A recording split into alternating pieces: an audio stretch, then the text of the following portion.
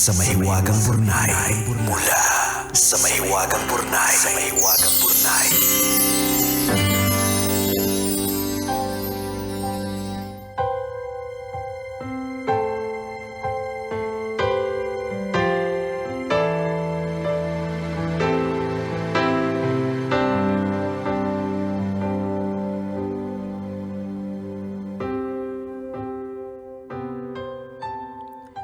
Dear kumikinang na tambalang Nicole Yala at Diego Bandido. Itago niyo na lang po ako sa pangalang Sam, isa sa maraming silent listeners po ninyo. Sumulat po ako dahil nasa crossroads ako ng buhay ko at kailangan ko ng gabay.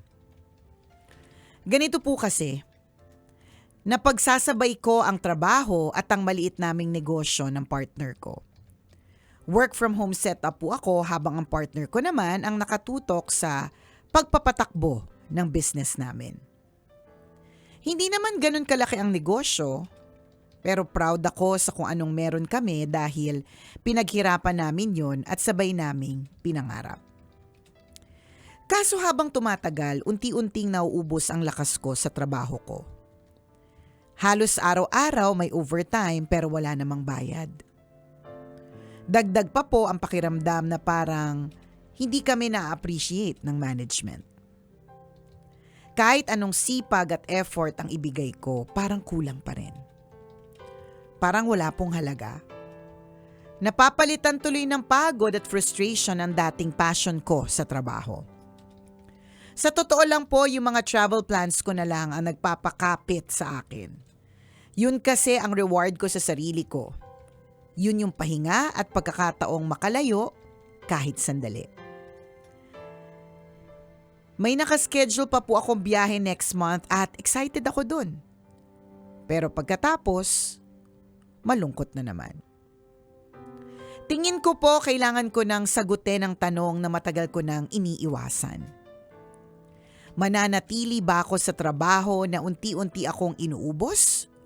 O susugal ba ako sa negosyong hindi pa ganap na sigurado? Yung business po kasi namin, sapat lang ang kita sa ngayon. Hindi pa siya stable lalo na at online pa lang kami at wala pang physical store. Pero sa loob ng halos 6 na taon, nabuhay naman po ang negosyo. Kahit may mga panahong matumal, lagi naman pong may benta. Sa totoo lang, may mga pagkakataong nai-imagine ko na ang sarili ko na nag-resign. Ang sarap sa pakiramdam na finally I am free. Pero kasabay ng freedom, yung takot. Paano kung mali ang desisyon? Paano kung hindi pa pala ito ang tamang panahon? Gusto ko naman pong magtiwala pero takot akong sumugal. Tambalang kumikinang litong-lito na ako. Gusto ko na po ng direksyon kaya gusto kong marinig ang opinyon ninyo tungkol dito. Paano ko po ba malalaman kung kailan ako dapat kumapit at kailan ako dapat bumitaw? Maraming salamat po sa pagbasa ng sulat ko at sana po ay matulungan niyo akong magkaroon ng linaw at lakas ng loob para harapin ang susunod na kabanata ng buhay ko. Ang inyong kumikinang na tagapakinig, Sam. Sam na puno ng sama ng loob. Puno ng Sama na ng sa loob. matinding pag-iisip. Yan, Yan. oo. Kung ano nga ba, should I stay or should I go? Alam mo, feeling ko, ano talaga yan una, wala naman pong trabahong perpekto. Aha. Walang management na perfect, walang mga kaopisinang perpekto. Lahat po ay meron pong flaws. Lahat po ay meron pong imperfections. Pero kailangan, dahil ako I believe that because you spend so much time in the office, dapat masaya ka kasi pag nandito ka. Or kapag ka pumupunta ka sa opisina. Kasi kapag ka dumating na talaga yung panahon na parang nai-imagine mo na finally I am free. O kaya yun ay yung mga nai-imagine mo, hindi ka na masaya niyan sa work. You will drag your feet to work. Na-experience ko yun dati sa isang dating naging trabaho ko na sa sobrang, ewan ko ba, takot na takot ako dun sa boss ko na yun. Parang ang tindi ng takot niya. Alam mo ba yung anino niya pala. Hindi. Sino yun, Nicole? Hindi nyo kilala eh. Basta, anino siya, anino pa lang ng kanyang bodyguard. Oo. Hindi man lang Parang anino niya, ha? Nakikita ko pa lang yung bodyguard niya, yung sintas ng bodyguard niya, yung sleeves, o kaya, paakit pa lang ng rampa yung kanyang sasakyan, Oo. nangangatog na talaga ako. Totoo Nangangatal yan. talaga ako. As in, ang tindi, parang yung bituka ko, yung basta yung malaki kong bituka, Oo. kinain yung maliit kong bituka, tapos yung liver ko, tsaka yung heart ko nagpalit ng pwesto. Ganong hinahalukay. Yung pwede mo mag-shrink ka na lang na Correct. hindi ka nakikita. Kung pwedeng hindi ako makita, sana hindi niya ako makita. I experienced that kind of feeling. And I was really dragging my feet to work. Na for a while, iniisip ko, sayang din naman yung income. Mas mahirap yung walang kita. Ganon. Kaya lang, mas mahirap din pala yung gabi yung takot mo, gusto mo mag-shrink every day, you're dragging your feet to work na ito na naman, ilang oras ang igugugol mo sa loob ng opisina, Alam mo, diba? totoo yung nararamdaman mo na pag andyan yung pinaka-boss, yung natatakot ka. Ako, literal na nangyari sa akin na nagtago ako sa tawag dito sa bodega. Kasi ayaw mo, natatakot ka sa kanya. Kasi every time parang may Sino to? So dati, but I learned a lot from him. Kasi in fairness, alam mo, to be fair, yung mga ganyang klaseng nakakatakot na tinataguan natin na gusto natin mag-shrink, to be fair, sila din talaga yung nagturo ng marami sa atin. As in. Alam mo, yun yung kasagsagan na ang lakas ng tambalan eh. Siyempre, nasa ibang himpilan pa ako. So, nagko-conceptualize noon na pinupukpuk kayong lahat. Anong gagawin? Tapos, hala, andyan siya. Nagko-conceptualize kami ng pangalan ng show na ibabangga sa tambalan eh. Tapos biglang dumating siya. Talagang hindi ko alam kung saan ako susuksok. Yung feeling na parang nanliliit ka. Correct, oo. Hanggang sa narating ako dun sa bodega. Tapos dun sa bodega, nakakita ko ng mga sardinas. Kaya doon ko naisip yung name ng show nyo noon.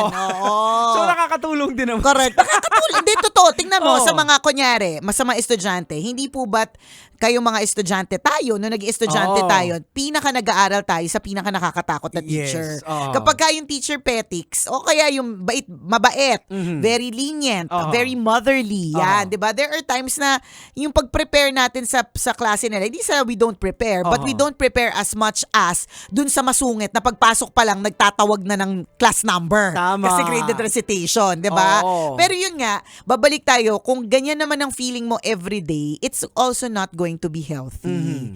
Yun lang din. Ang hirap kasi mag-decide para sa'yo kung ile-let go mo yung trabaho mo tapos mag-stay ka sa negosyo kasi ang negosyo po ay isang malaking risk din talaga. Correct. So may hirap, hindi para magsabi ako na go, bahala ka dyan.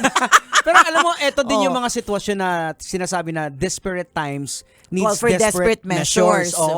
At dito din natin nakikita actually yung mga success stories na parang yung feeling na wala ka ng ibang choice but itaya mo na, pusta mo na lahat kasi eto na lang yung natitira sa'yo. Pwede. Kaya binuhos nila yung oras nila doon kaya namayagpag sila. Alam mo, totoo din. In a way, kung halimbawang talagang yung feeling mo is matindi na ayaw mo na halos pumasok, 'di ba? Tapos sinasabi nga ni Jex, ibuhos mo itodo mo. Baka naman kaya din hindi makaalaga ng matindi yung negosyo kasi you don't spend as much time.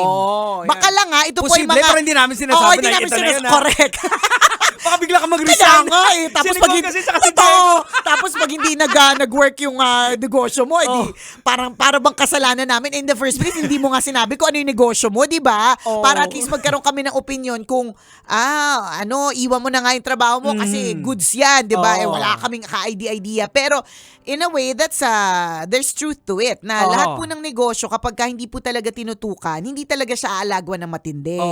'Di ba? Kaya nga yung mga iba, kaya nga this is something to think about. Yung mga empleyado, katulad mo ngayon, empleyado ka 8 to 5. Pagkatapos niyan, tapos na.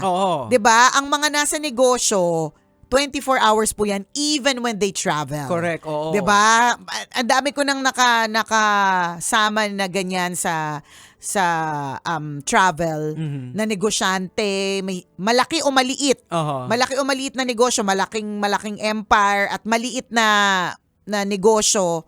Lagi talagang alam mo, dahil naramdaman ko nga yun na meron kasi ako naging kasama recently sa Macau, si Mama Morena ng Love Radio Palawan. So, alam mo ba na dahil syempre naka-leave din naman talaga ako noon, Holy Week yun, alam mo bang mas tumutunog pa yung telepono niya kaysa sa telepono ko? Kasi meron siyang munting coffee shop sa Parañaque. So, mayat-maya talaga kausap niya yung nagtitinda, kesyo kulang ng yelo, kesyo ano bang bibiling flavor, 'di ba? May mga ganong siyang mga katanungan kasi nga yun yung medyo downside feeling ko about having a business. Wala siyang particular na oras. Yes. Parang 24 hours. Tapos ngayon, instead of you're only taking care of yourself and your family, dahil may tao ka na, iisipin mo na yung ibang tao. Ikaw na yung parang boss ng sarili mong kumpanya. Tama. So ngayon, ikaw na yung mamoblema din para sa ibang tao. Pag magkasakit yan at sa'yo humiram, for Correct. example, May emergency. bound yan. Oo. Pagka umalis siya, for example, tapos maghahanap ka ng kapalit. Yung mga ganong klase. So, merong mga trade-off talaga yan eh. Tama. There are madami ako nakakausap na kaya sila stay bilang isang empleyado is that yun nga, pagkatapos ng 8 to 5 or 9 to 6, tapos na yung work. Hindi na nila kailangan magpaka-busy pa para sa ibang bagay. Kanya-kanya kasi. Actually, yung sa'yo, medyo may fallback ka pa kasi may negosyo ka eh. True. Ako, based on my experience dati nung nag-resign ako doon sa trabaho na mahal ko, gusto ko na i-enjoy ko yung pero nawala na yung kagaya mo, parang nawala na yung fire, para feeling ko parang hindi nila na yung worth ko, Sino to? yung effort ko. Yun din yung reason kung bakit nakarating ako dito sa Love Radio. Wala akong fallback doon bahala na. Zero, bahala na. Nakarating ako sa Mindanao habang may gera. Kung saan ako nakarating. Hanggang sa finally, the Lord led you to Yes, where you should be planted. Kumbaga, ganyan talaga, such is life eh. Kailangan lang talaga natin daanan yung mga paghihirap, mga pagsubok, and then eventually, babalik din naman tayo kung saan tayo nararapat. Diba? So, ang best advice that we would give you is really to pray over it. Yes. 'Di ba? Ang prayer, palagay ko hindi naman dapat itinuturo kung ano dapat idasal. Pero ang palagay ko, ang pwede mong i-pray talaga is that to give you the confidence or the heart of steel na finally mag-decide kung ano talaga. 'Di ba? Analyze mo rin din, baka nagtatampo ko lang. Kasi sa amin, may mga time na ganun eh. Nagtatampo ko sa mga boss namin, parang Correct. nawala na kami kunyari ng gana. Oo. Pero eventually, Pero nung nagpa-pizza, okay na. bumabalik yung fire. Eto na naman. Totoo. Kasi alam niyo po, yung mga, kunyari, management, office mates din pati, minsan talaga, just like you, just like us, there are days na epal tayo. There are days na nakakairita tayo, 'di ba? Hindi naman tayo perfect, minsan nakakainis din tayo. So ikaw din mismo, nakakainis ka din. So baka sabi nga ni Jegs, baka naman it's just a moment na nakakainis sila. Hindi naman para mainis ka na dahil meron namang mga good things na pwede makita sa kumpanya. Sabi mo nga, alam mo, swerte mo pa nga eh, picking up from what you said sa story. Ang nagpapahappy na lang sa'yo ay travel. Kaya nagsistay ka sa work. Nakakapag-travel ka. Ibig sabihin, your work affords a travel on your part. Correct. Diba? Kaya, hindi po lahat ng Medyo nagtatrabaho. maganda yung trabaho mo. Correct. Medyo maganda yung income niyan. Kasi hindi nga lahat ng hindi nga lahat ng trabaho pwedeng magbigay ng extra para makapag-travel ka. Tama.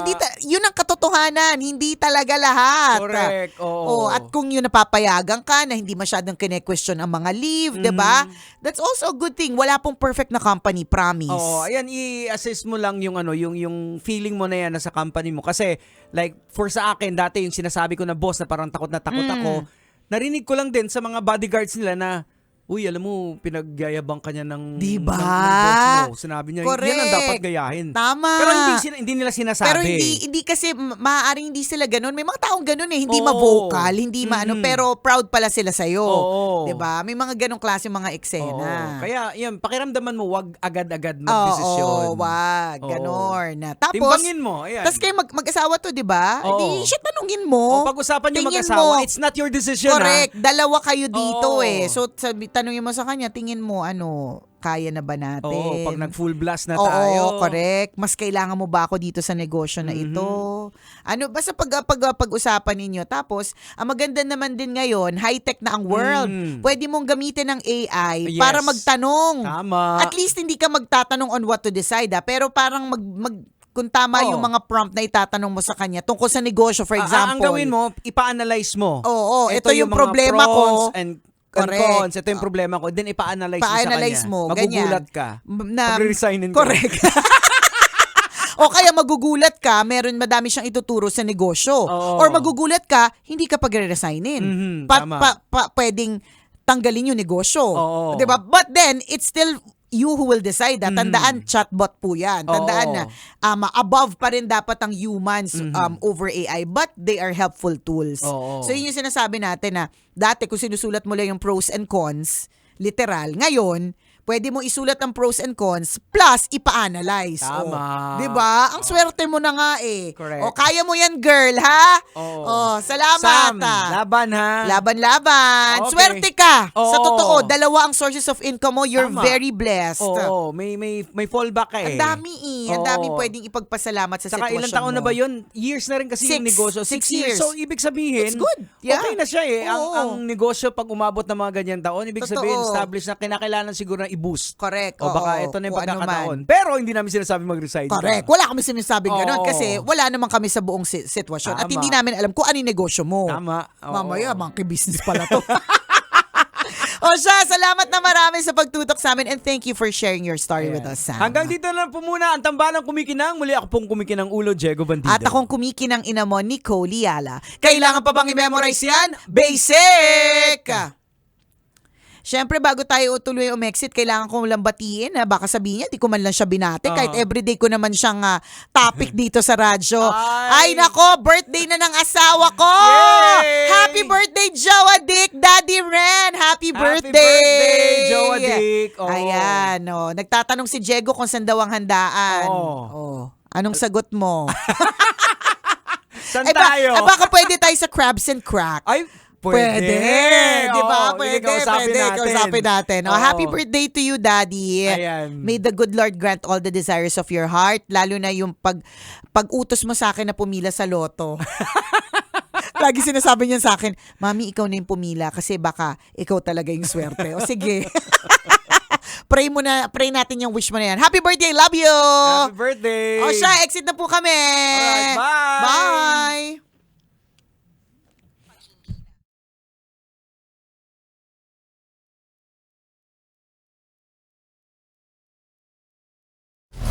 Metro's #1 Love Radio.